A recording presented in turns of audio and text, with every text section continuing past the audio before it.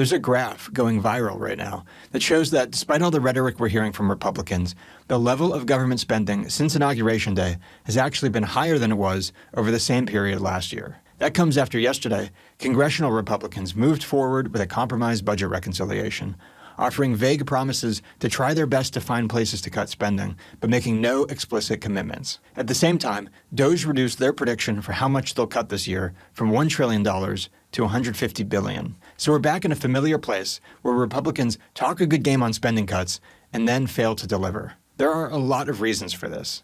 Many come down to the institutionalized incentives in both Congress and the federal bureaucracy. But one major issue that's been holding the right back for decades is that they've completely accepted the progressives' framing when it comes to government spending. Progressives see government as a superhuman supplier of social services. By superhuman, I mean they talk about government as if it exists outside the limitations of human nature. They speak as though civil servants are immune from greed, malice, and basic self-interest. And, importantly, the government is always discussed in the context of what it's giving people.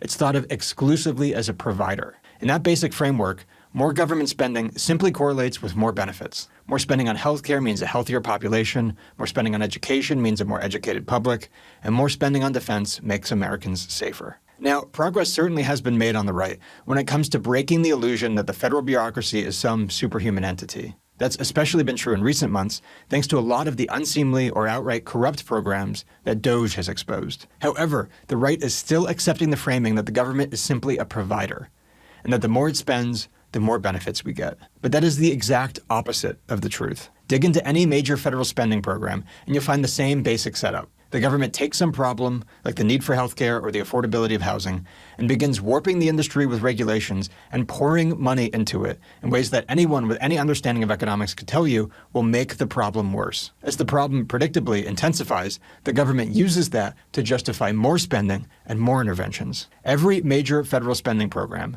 such as the government's involvement in education, the entire healthcare system, and the various wars and military interventions we're constantly engaged with, they all make the most sense if viewed as schemes to transfer as much of our money as possible to politically connected businesses and continually grant more power to the bureaucrats and politicians carrying it all out. They're rackets that are making us poorer, sicker, and less safe. Once you grasp this important truth, it becomes clear that spending cuts are not some painful but necessary step to curb some excessive cost on the margin of helpful programs.